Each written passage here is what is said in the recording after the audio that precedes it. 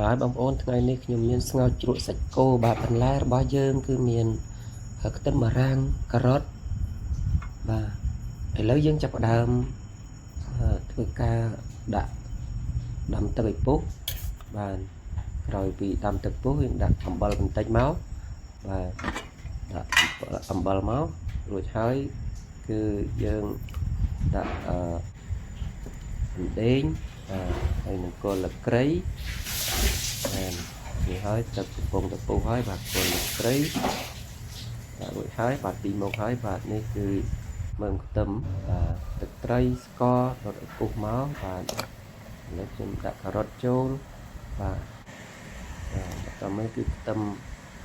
បារាំងបាទបានជាចំណិតបាទនេះគឺស្លឹកក្រូចសើចបាទឥឡូវបាទដុតទៅពុះហើយបាទដាក់សាច់ចូលបាទបន្ទាប់មកគឺយើង